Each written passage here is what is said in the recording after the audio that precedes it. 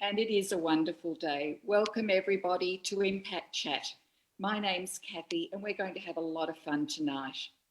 Impact is a completely volunteer-led and driven charity, and we make grassroots and practical differences to Victorian women and children fleeing extreme violence at home.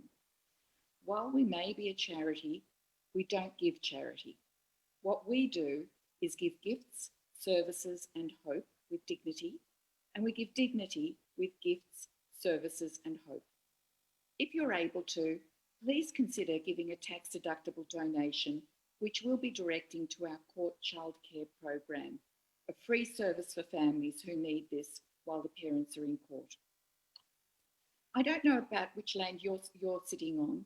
I'm at home on the land of the Bunurong peoples of the Kulin Nation.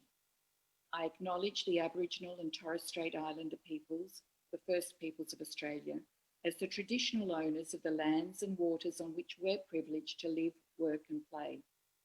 Lands and waters which have never been ceded. I recognise their people's continuing connection to this land, its waters and to their communities, and I pay my respects to their peoples and to their elders past, present and emerging. Well, have we got a bit of fun for you tonight? Long-time Impact volunteer Eve John, a woman who wears many, many hats with aplomb. Eve has many feathers to her cap and, as I've learnt, is never without her thinking cap. Tonight, Eve is hosting the wonderful Serena Lindeman, Milliner to the stars, whose hats are anything but old hat. I encourage you to post your questions in the chat box so that Eve can include them in her conversation with Serena. And so, hold on to your hats, everyone, as I pass you over to Eve. Thank you, Kathy. It's really exciting to be here, and we're actually coming to you live from Kangan Batman Institute in Richmond, because I'm actually I'm Eve, and I'm actually one of Serena's students. So we are next door to us. It's actually a millinery class happening with first year, second year, and third year millinery students. So we've got them all sort of working away in the background, and I've pinched Serena for a little bit of time. But ladies and gentlemen, this is Serena Lindeman. Serena, this is everybody. I think we've got people coming to us from all over the place. And hi, everyone. It's great to see everybody dressing up with their hats. So yeah. We've got hi, Ruben. I'm loving your hat there. We've got, as we've mentioned at the top of the program, everybody who's actually wearing a hat today is going to go into the draw for 2 bottles of mum champagne to be delivered to them. So thank you everybody for making the effort, and it's really fantastic to see your faces. So I've got a stack of questions, and I know that there's going to be things that are coming up. So if you do have any questions, please feel free to pop them in the chat. We've got a lot to cover. You can see that Serena's brought in some of her amazing, amazing work. So I'm going to dive straight in and get started. And so, Serena, what is a milliner, and how did you get started in millinery? Whoa, okay. So a milliner is a person who makes headwear for women, and that can be everything. That can be everything from practical everyday headwear through to fanciful sculptural pieces of headwear that might be seen at the Melbourne Cup Carnival, which is usually 2020 not so much, but usually the place where we all as milliners really focus a lot of our attention.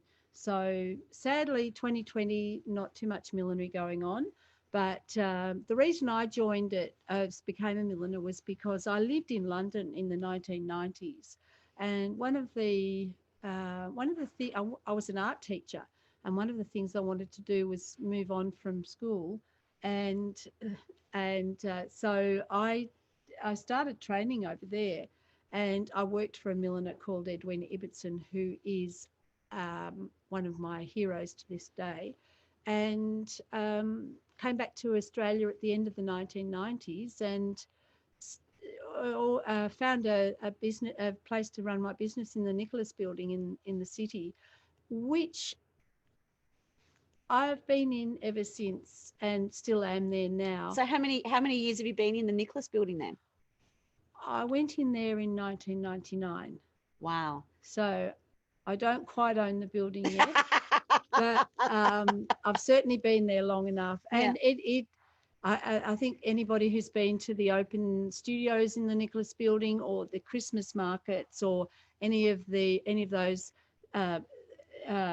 organised events will know that it's an amazing place full of lots of creatives. Yeah. And it's the perfect home for businesses like mine. And there are other milliners in there, including Louise McDonald, who I admire and like a lot. Amazing. Yes. So there you go. Beautiful. Yeah. So it's funny because you said that you got out of art teaching because you wanted to move away from teaching, and now you're actually back teaching. And I've known Serena since 2004, and I started back in 2004 doing my certificate. I think it was certificate 3 back then.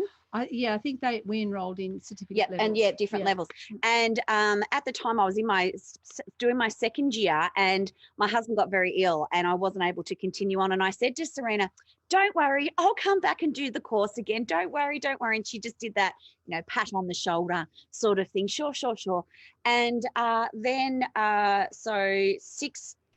14 years later, I walked back into the classroom and she sort of said, oh, you are back. I didn't think that I'd ever have to deal with you. So it's been, it's really fantastic. And Serena, you've trained pretty much an entire generation of milliners here in Melbourne. How is it for you when you see, probably more so on like in the race sort of season, you've won awards yourself. So you've won the Fashion on the Fields and the Millinery Awards. How is it when you see a student of yours that is putting up work that is finaling in the Fashion on the Fields? Do you get that mother feeling, or how do you feel about that? There's a mixture of feelings. Part of me looks at them and go, well, I taught you a bit more than I should have. If they beat me, Neil Grigg's laughing. But really, I feel immensely proud. And I tell you, I feel more proud now. A couple of years ago, I stopped entering and I just thought, no, I'm going to take a little bit of time off. Yeah. And what happened was every other year I've said to various friends and ex-students and so on, oh, I really hope you win. And I think, I'm lying. I don't really hope you win. I hope I win. Maybe you can come second. And now I can go in there and I can see people, and all of them, they don't know what I've said to everyone else, but I always say, oh, I hope you win. And I mean it. And it's a different feeling. And it's been so much more relaxing. And it, well, up until this year, catching up with friends and really enjoying the success of my graduates and also people that I've met through the millinery world, because millinery is a really friendly group of people. Once you've got into millinery, and there's an association, the Millinery Association of Australia, and we're colleagues, and because we spend a lot of time beavering away at home by ourselves, it's a fairly solitary occupation. But the association is an opportunity for people to mix and mingle. And, most people are pretty sociable. Once they get together, they really enjoy each other's company. So it's good. It's a really good balance. And you've we've talked about in class, and you're going to run us through some pieces here. But we've talked about, everybody always says, oh, who have you dressed and who have you done? Now, I know that you've done a lot of really amazing people, but I believe you've done some work for a special friend of Impact's, have you not? Well, she might be a special friend of Impact, but she's one of my very favourite celebrities, Jo Stanley, who is an absolutely divine woman. She's everything that she is on air, and perhaps more so because it's, when you're working with her, she's just such a genuine person and such a good-hearted person, and everything I see of her on her channels is genuine. It's really who she is, and I can't speak highly enough of her. So I'm glad she's associated with Impact, because I am too now. we get all the good ones in. So Yeah. that's really exciting. Yeah, That's really it was exciting. quite delightful. So we're having a look at some of the names here, and you know, we're sort of going, well, isn't it good that what we've asked is that, you know, if you've got a hat, you go into the draw to win the champagne? Because having a look here, Serena, we could have been in some serious trouble because we've got some master milliners that have joined hello, us he's here. just grabbing your hat now. We've got some master milliners who would have given us a real run for some money here. So so thank you everybody for playing full tilt and contributing. So Alex is going to take some details down and actually, I don't know if he's going to draw out of a hat, but he's going to have some sort of drawing thing, and I'll get in contact with you and make sure that you get your champagne. So Serena, some of the people that are here tonight are a bit new to millinery, and I think everyone knows, you know, millinery is about spring carnival, racing, those sorts of things. But I was chatting to Kathy, who's the founder of Impact, and she was sharing with me that someone that you've known, Magda Urban, yeah. who was quite a well-known milliner, particularly in the Jewish community. She actually did her veil for her wedding. So talk us through, aside from fashion on the field, talk us through other things. I know you're very passionate about sustainability, and we'll talk about that later, but what would you love to see people wearing their hats a little bit more at? What are you sort of thinking they're missing out on opportunities? Just before you go on, I'd just like to pay respect to Magda, because I'd never had the privilege of meeting her, but she and other milliners, you know, we all take over from the ones who come before us, and I just would like to pay respect to her. What was the question? I forgot. Where else would you like to see people wearing hats? And it's not just about spring racing carnival. Vacuuming the floor, going to the shop. Interrupt, Serena. What else? Serena, if I can just interrupt you, we're just talking about Magda. We've got her son online here, Ruben, and his wife, Ash. We can't quite hear you very well, but I think we just said that we have some of Magda's children or family have joined us as well. Oh, okay, Ruben in the captain's hat. Oh, so hello, Ruben. lovely to have you. Thank you very much for being with us. That's fantastic. And I'm not sure if we should be saluting you or ahoy matey, or if it's an official hat or if it's just one that you might have pinched at the costume shop. But it suits you and you look fabulous. So thank you very much. If you want to know about the hat, I'm happy to tell you. Oh, yes, if you would, that'd be Why great. Well, I'm a member of the band. I've been there for over 50 years, and we've had a number of hats. And where is it? That golden thing is a lyre, a music lyre, or an image of one. So we wear this. When the band was a marching band, we wore full uniform and a hat. And I've still got the uniform and I've got the hat. We don't Beautiful. wear that. Yeah. Awesome. Thanks, Ruben. That's fantastic. So, well, Ruben's wearing hats for band, and a lot of things are in costume. So aside from vacuuming, I do suggest that you wear your hat and your heels while you're vacuuming, but you know, that's just personally me. There used to be a lot of tradition around mother of the bride wearing a hat and hairpiece. That still goes on. Mm-hmm. It's not super common, but and I think as time moves on, the mother of the bride has become, it's gone from a quite traditional look, which is still about, but it's now a bit more contemporary. And in general, I think the millinery world there's two real sides to it, and one of them is the occasion, and that could be the wedding, the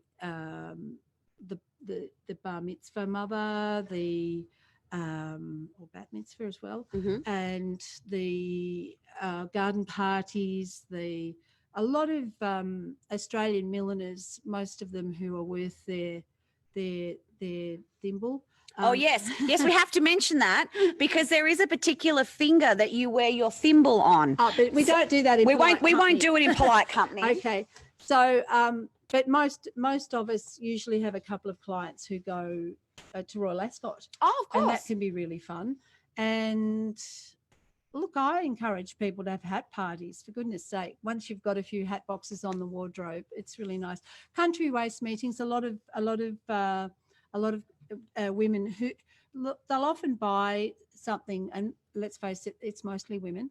They'll often buy something for the Melbourne Cup Carnival, but then wear them to the sail races or to Ballarat Cup or to some of the country race meetings as well. So they'll get a bit of extra mileage out of their headwear. And I love seeing that. And, you know, there's also the serial offenders, the fashion on the field girls, and bless their darling hearts. They make the race meetings more colourful and more fun, and especially, you know, interesting viewing if you've seen enough horses. Now, I know that there's one particular hat that was only ever worn once and it will never be repurposed, and it was something that you were involved in, and it's got the reputation of being the $1 million hat. Yes, there was we used to run a millinery parade in Melbourne every year, going back a little while now, and every year we'd need a gimmick to make it work. And I'm trying to remember the name of the jewellery company because they are still very much in action. I went to their store, I believe it was in Chadstone Shopping Centre. Oh, I'm so sorry, I don't remember. It'll come to us. It'll come to us. I hope it does.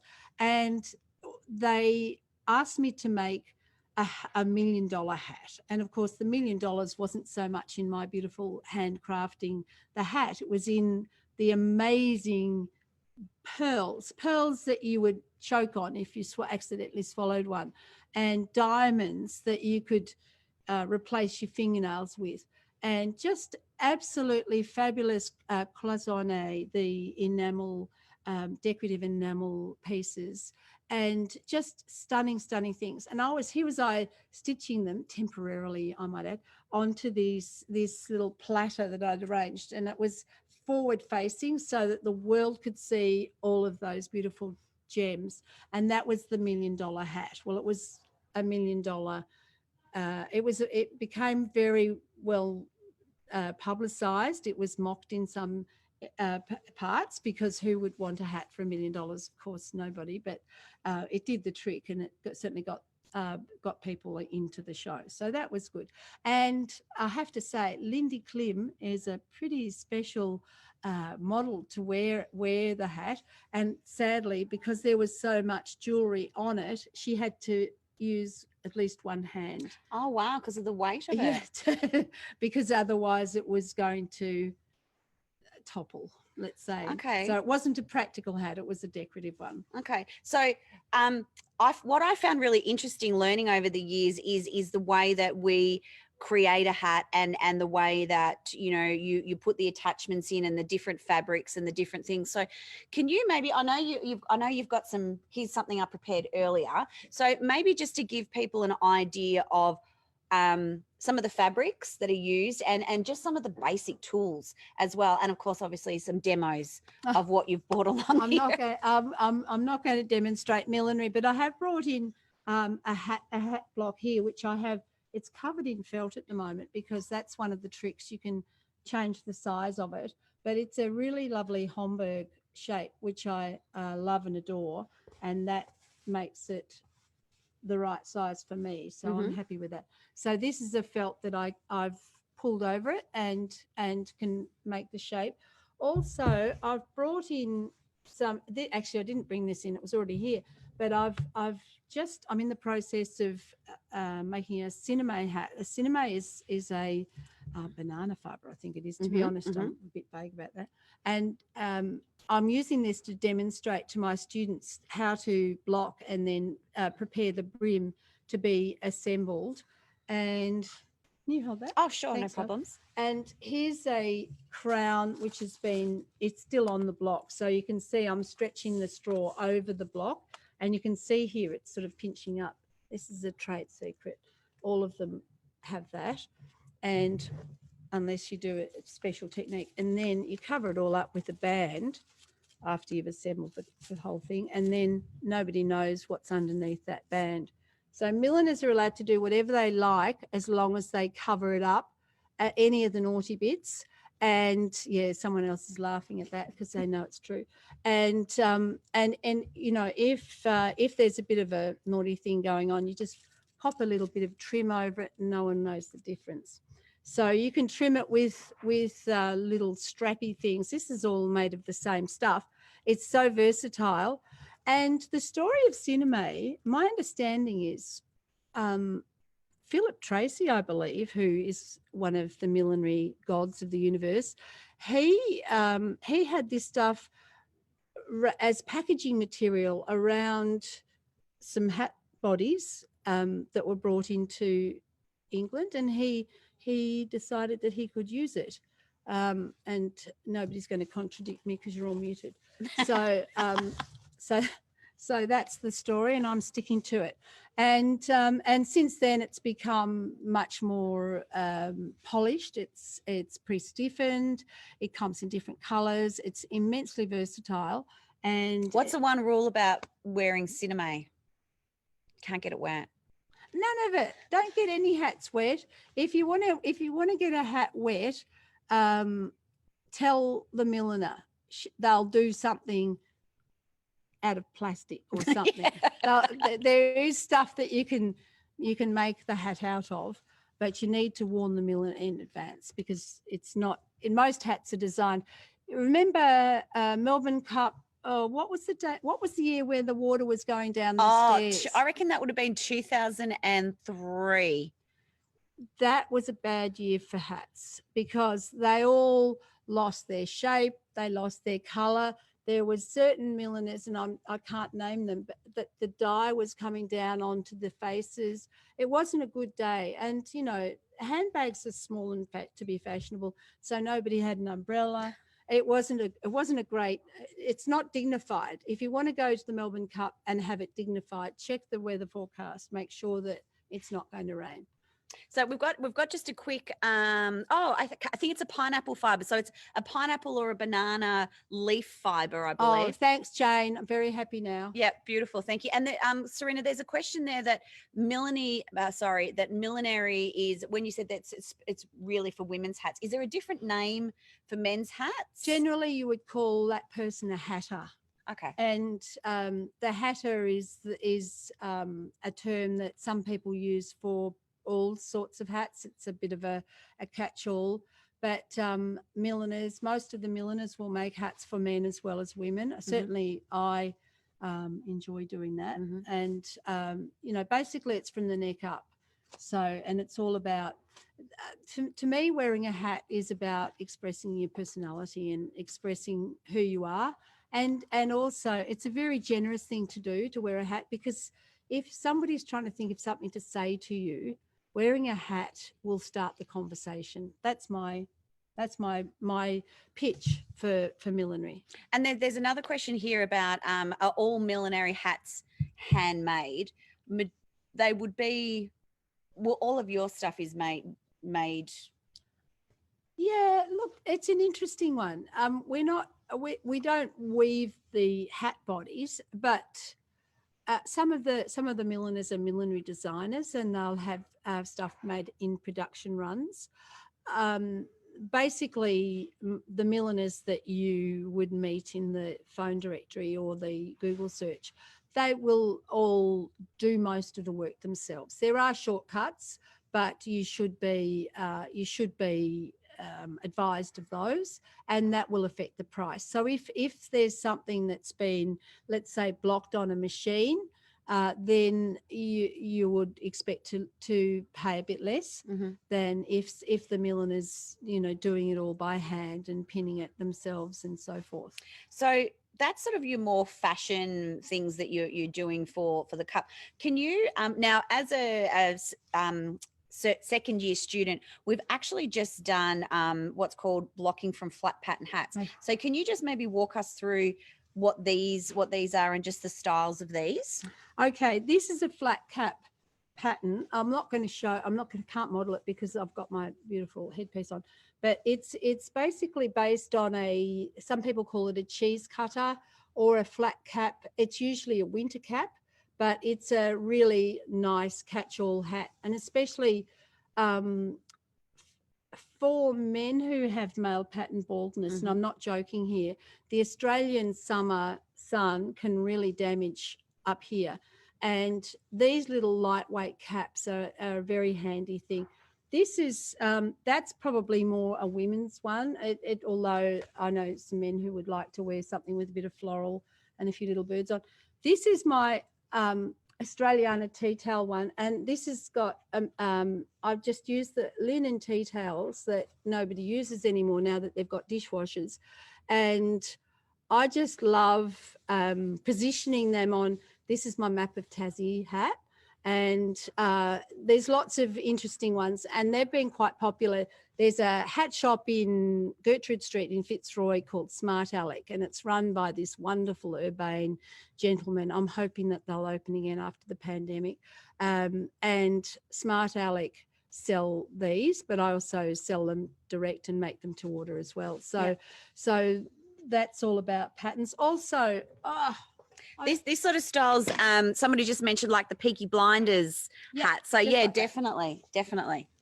this is a prototype for some that I did last year, just a little bucket hat, and again, summer practical headwear. Oraton in their relaunch were wanting some hats to use with their in their advertising campaign, and they brought in a metre of each of the fabrics that they were working with, and linen's really nice quality materials, and I made a collection for them, and they've used them on their bus shelters. Oh, really? Yeah, it was really fun. Wow. So that's Oraton. If you see a bus shelter with the bucket size style hat, you can sort of go, oh, I know where that I think from. they might be a bit dusty now because it was from August, September, October last year. So that's a thing in the past. But I was looking them up on Instagram the other day, and I noticed that scrolling through, you can find them. So with fashions that sort of change over the year, and I know it's a hard question because obviously we're in the pandemic, we haven't ran anything for the Cup, and the fashion on the field sort of thing. What if you had to take? I know this is best guess. If you had to take best guess, what do you think would have been the style and what would you have been seeing a lot on fashion on the fields and around this year? Look, there's a couple of answers I can give to that question. One of them is, if anybody watched the Melbourne Cup coverage this year, there were two people wearing hats. Now, we all remember what sort of a day it was. It was a bit of a stinker, really, 30 degrees, direct sun, blah, blah, blah. Natalie Hunter and Michelle Payne were both wearing hats, and nobody else on course. There were a few people wearing Panamas, well done them. But nobody else. A couple of women were wearing beautiful bits of hair jewellery, lovely for the cocktails party, but not so great for the day at the races. I seriously think that with the climate as it is, the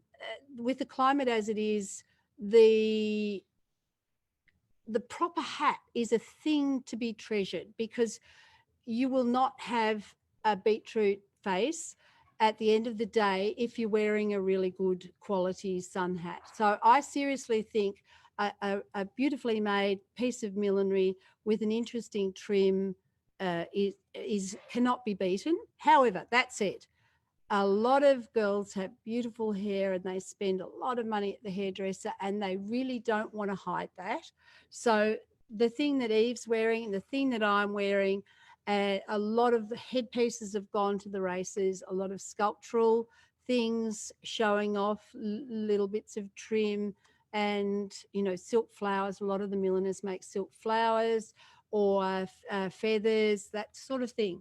And so there's a lot of that. And if you're in a marquee or in a under an umbrella in the birdcage car park or something like that, in the nursery car park, any of those places, or the members or wherever you are, that's great. If you're wearing a hat indoors, go to town. If you're wearing a hat outdoors, go like Carol Rothschild and wear a hat with a brim. That's my recommendation. So could you maybe pull up an example, because there's a really good question here. What would you consider a hat and what would you consider a headpiece? So what we've got on headpiece. So we're headpieces.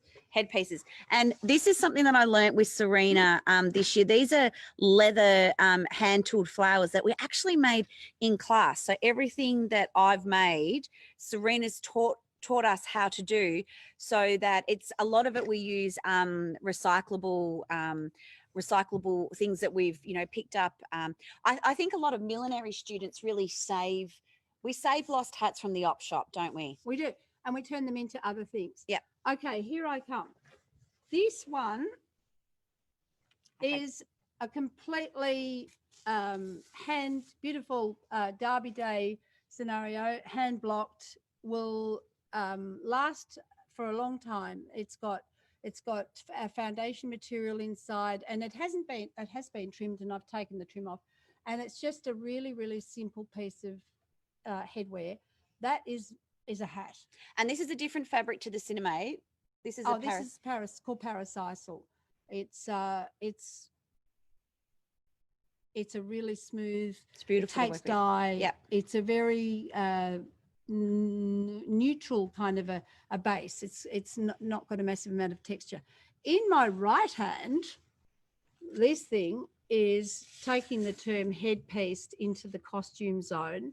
I think this was the last Fashions on the Field piece that I made, and it's made using a thermoplastic, a modern material, and it's been coloured by industrial spray paint, basically. So all that gradation of colour in the petals and all of that, it's basically me showing off and saying, well, I can do this, have a look at this. And people did. I dressed a model called Najma Ali, and she just looked beautiful. It was the year that we had the Hokusai exhibition at the NGV. And the reason I did this, it was one of the flower woodcut prints, and I just really wanted to reference that. And so if you go in there was a little bird. I didn't make the bird, but I did interpret the flowers, and I wish I had the print to show you now, but I haven't.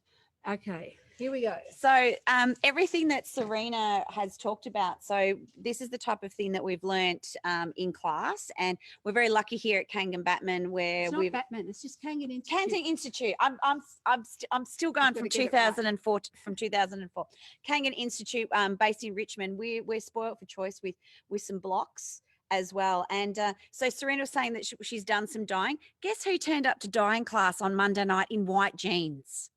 That would be me. My beautiful student. Yeah, fail on that one. But we actually did some thermoplastic stuff in class, and I was talking to a friend of mine, and the thermoplastic is what occupational therapists used to use to do casts for people's arms. So I think that an occupational therapist has done a millinery course and gone, hold on for a second, because Serena, we often talk about different types of people that do millinery classes, and I think in our current class we've got a zoologist.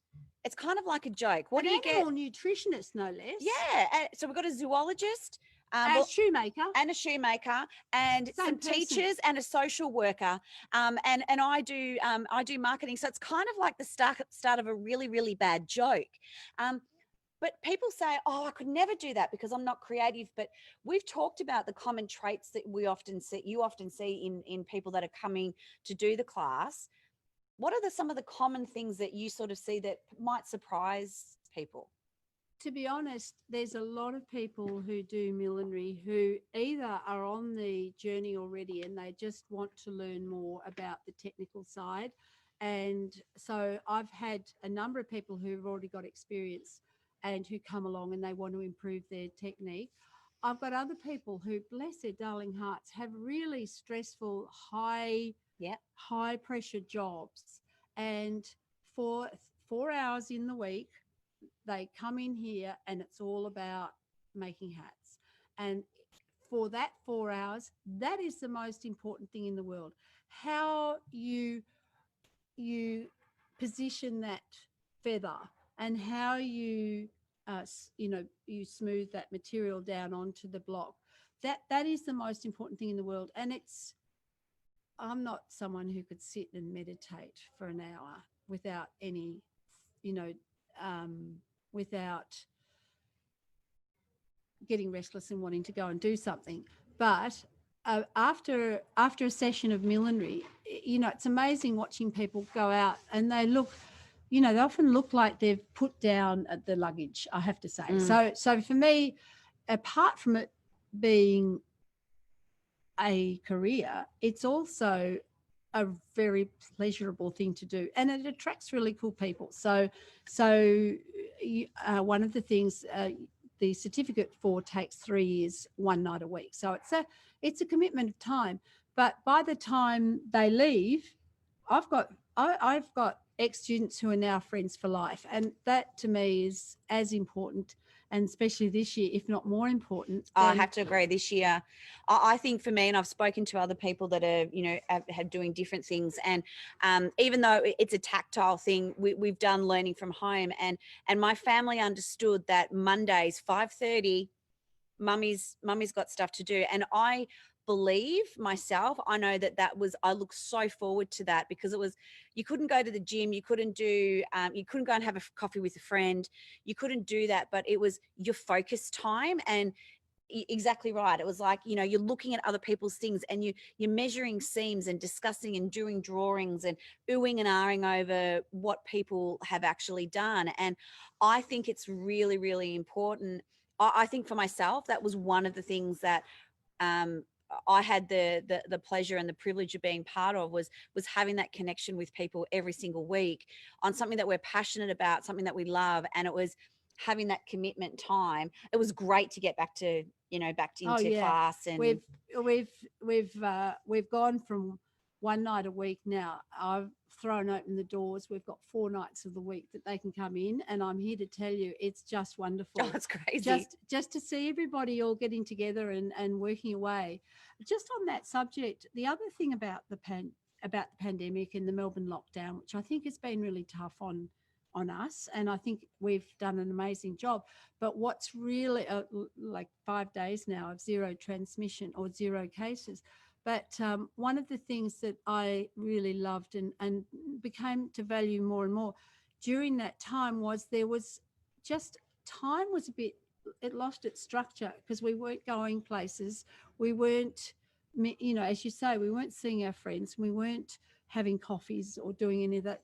But for 4 hours, we'd turn on the computer, we would debrief about how things are going and how people are managing. And then we would have a task, and then we would go off the air and get to work. And then at the end of the session, we would get back together again. And that we'd be accountable for what we'd done in that 4 hours. And so much of that lockdown, in some ways, despite my best intentions, it slid by. The days just were amorphous to me, but not during class time. Class time was structured time, and it was, just that little bit of community. So, and I think, people often talk about the challenges and the really good work that primary and secondary school teachers did, but as someone who's teaching a trade, and I know Kathy was on something that I spoke about last week, and I shared that watching Serena teach actually helped me develop a skill that I thought, that's actually a really good idea. So I think you were really amazing in, you've got to show us certain things that are very tactile and hands-on, and we're all I think you spent most of the classes like staring at our foreheads on the camera, because we're moving right into see exactly what she's doing, and all you can see is the forehead. So watching you do that, I think gave us a real understanding of the challenges that you would have had as a teacher to transition from sitting next to somebody to reaching over the top as well. So that's really interesting. Now, I've noticed that one of our friends, Serena, is changing hats, and I've missed her particular hat. So Lisa, you should know that I'm referring to you. So Lisa's a friend of Impact, Serena, and she actually is a midwife, and she is like I would say the queen of Tetris, but she runs the warehouse with everything where Impact is, and it is so smooth. And she's got, she can tell you exactly where everything is, but she's actually got a very special hat on today. Lisa, could you just unmute yourself for just one moment? And can you tell us just briefly about the hat, what you do every year with your family, and what your hat is representing today? So I have 3 girls, And for quite a number of years now, we've all got together and we've made cup hats every year. So the styles change. So when they were little, because they're older now and left school, they used to have the broad brimmed hats and then they just put ribbons round them and some artificial flowers and things. And now we've sort of all transitioned into fascinators and more crafty type things. But we spend all of cup morning and sometimes into the early afternoon threading beads and sewing on various bits and pieces. And the hot glue gun is our friend. And So tell us about the hat that you made this year. So this particular one was inspired by Ruth Bain Ginsburg, because there was a big thing going round and at my work going round to wear pearls for her on and flowers for her on Cup Day. So I've got my little flowers and I've got my pearls. Beautiful, beautiful. So that is a really good thing about, you know, looking at what's going on currently. We often do, thank you, Lisa, thanks for sharing that. We often, a piece that I just worked on last week, I have a 9-year-old daughter who for 2 years tried to squeeze into a size 5 dress that she absolutely loved and adored. And it's, thank goodness that she's blessed with my husband's height and not mine. And it was ended up being a top. So I've actually taken that and repurposed it into a headpiece that she can then put away and wear for later on. There's a question here, Serena. What would you say is the difference between a fascinator and a headpiece? Is it same thing but different, or? It's a term that has been around for a very long time.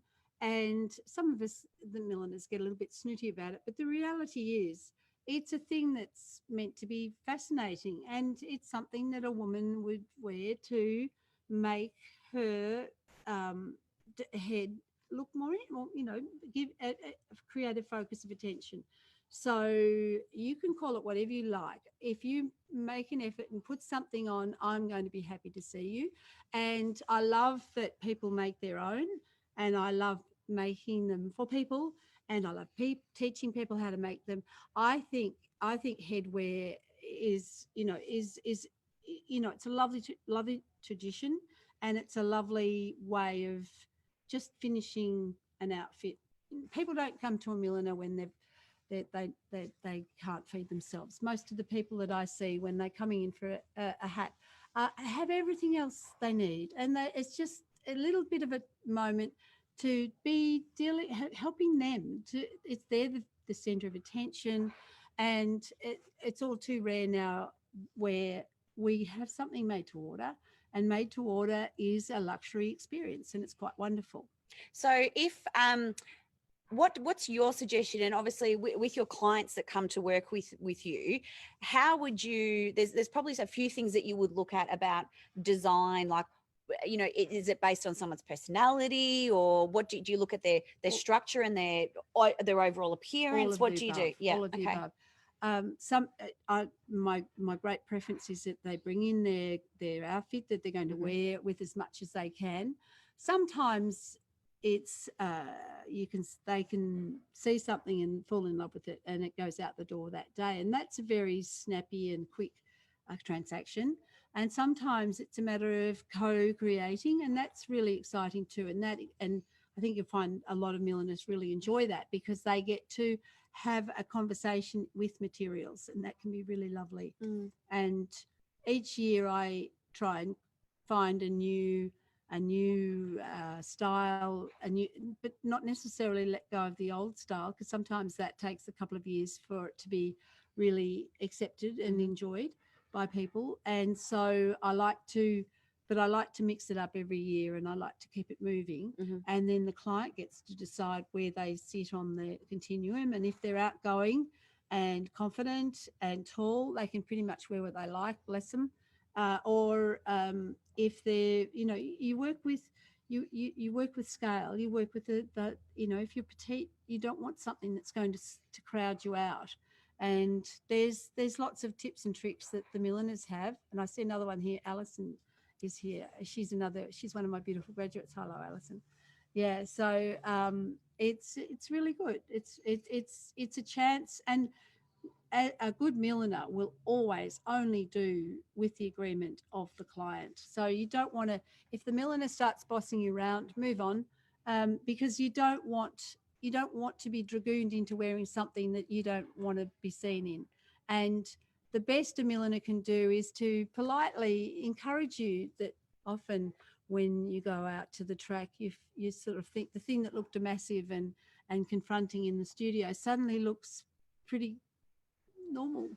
So I know obviously you do a lot of racewear, but I know that you were working with a particular client on something she was wearing for her wedding, and it wasn't a traditional veil. It was a hat. It was a beautiful pink one, and she came in and had champagne with you. It wasn't her wedding, Wasn't it? What was it? It was a wedding of That's right. a young person in her life. Right.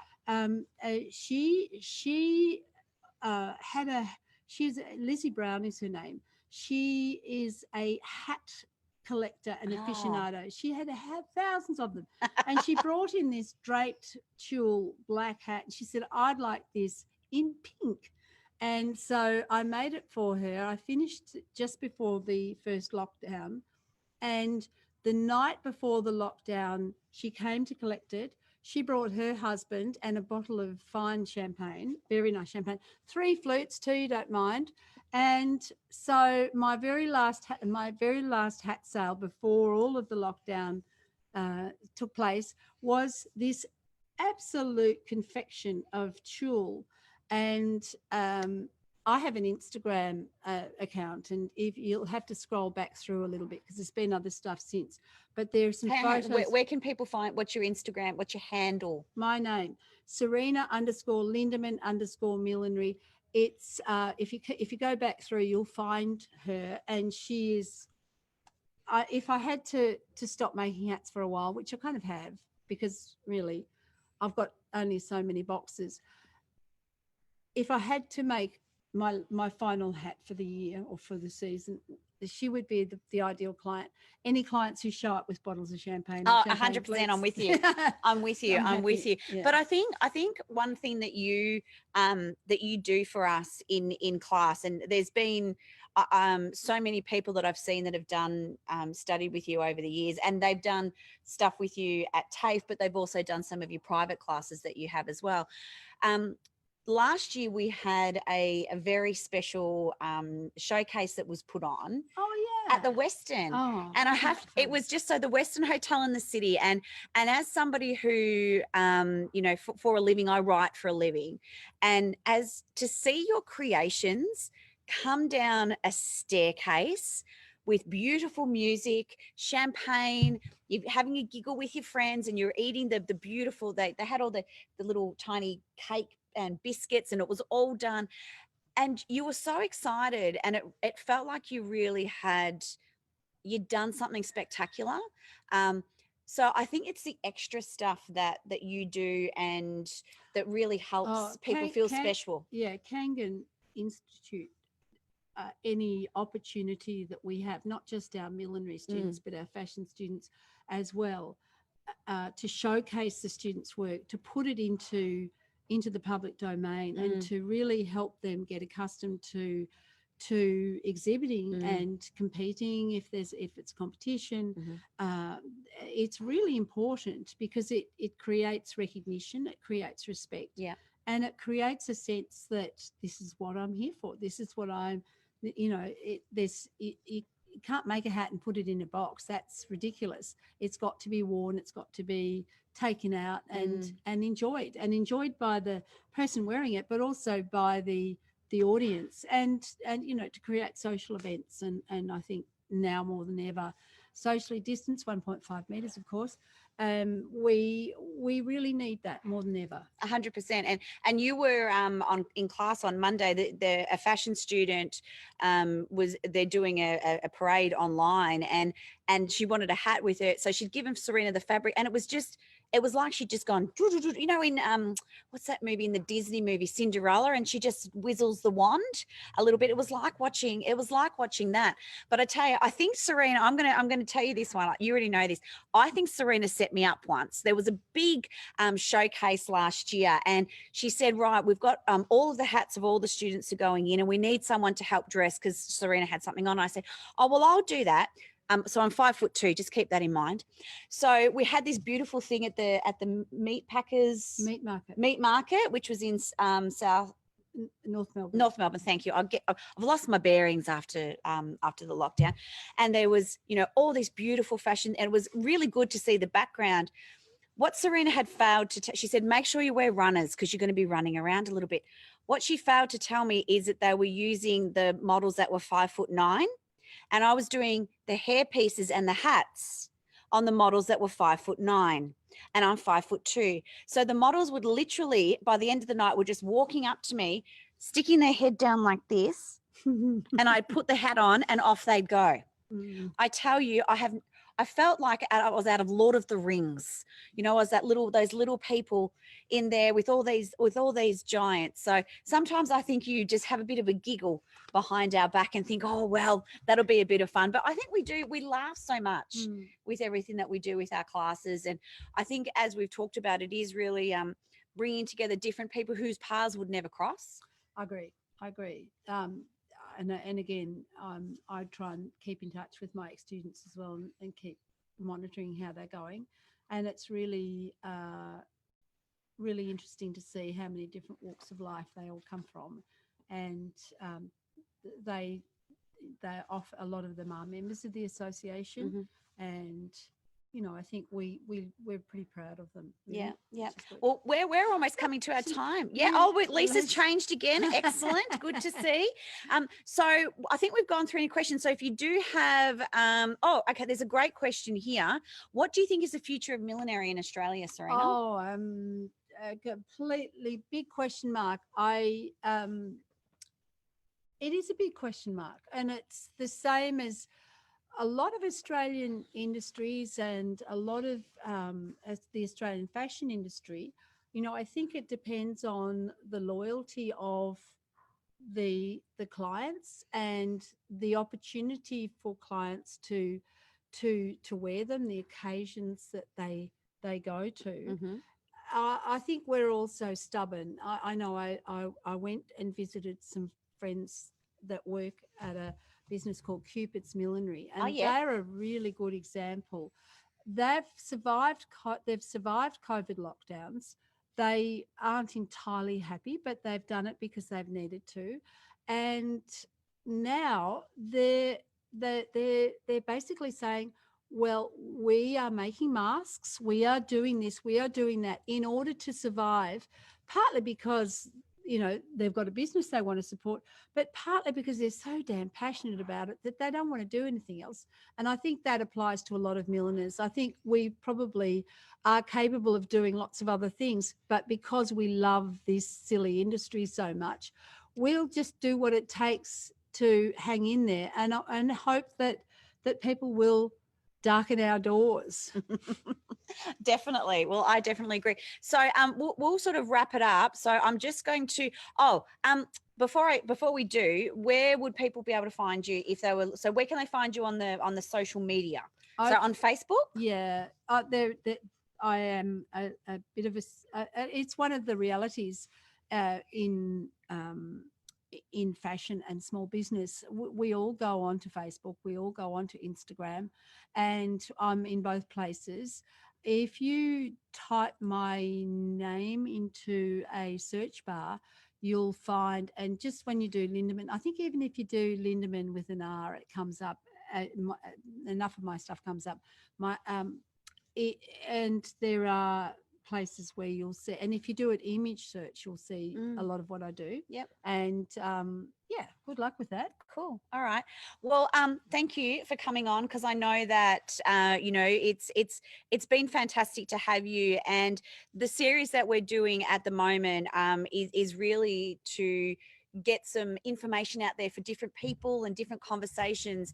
But at the moment, and we've talked about this, Impact is supporting a program which is it's called the Court child care project, and that is actually about providing childcare services for people, women and children that are actually having to go to court, because some of the biggest challenges that they would have is not having childcare.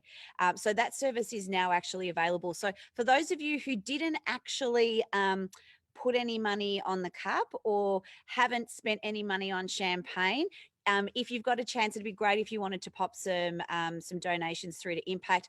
I know that it's such an amazing program, and just to see all of the people that are involved and know that the impact that it actually makes to people to be able to have that sense of confidence and that sense of freedom to be able to openly speak in a situation that most of us would just couldn't cope with being in. I think it is important to have that available. So if you get a chance, we'd love you to donate to that as well. So Serena, thank you so much. It's been fantastic. Thank you for bringing in all of these beautiful, beautiful pieces.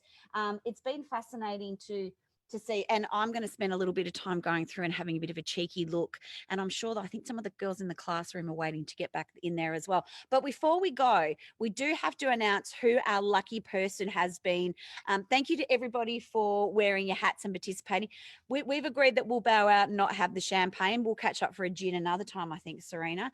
So if I can, there was Alex, I think, was putting everybody's names in and getting everybody sorted. Alex, have you had an official draw? I'm doing it right now. Into the cap.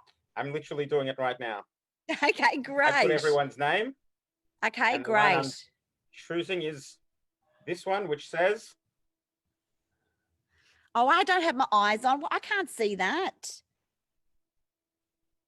Lisa. Oh, that's Lisa.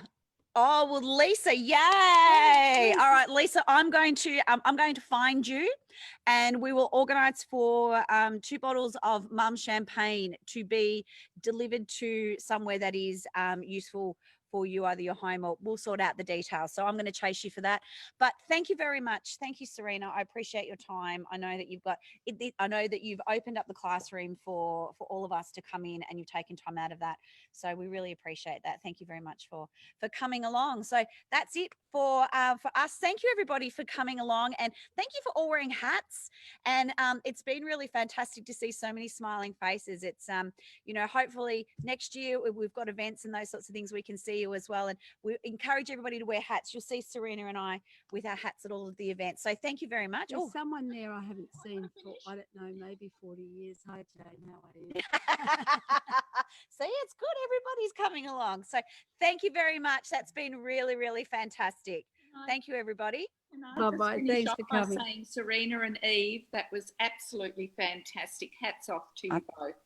And I definitely tip my hat, if I had one, I'm wearing fresh roses, to both of you.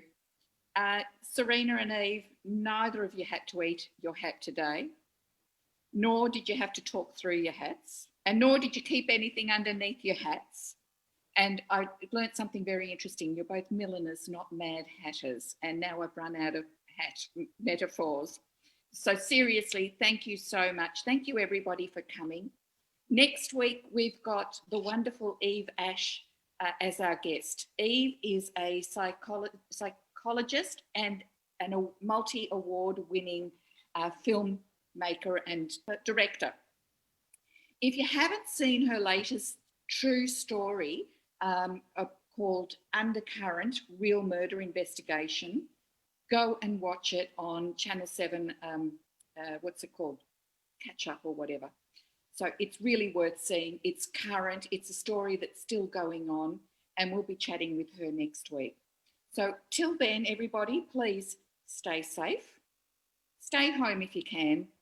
Stay well, and we'll see you next week. Good night.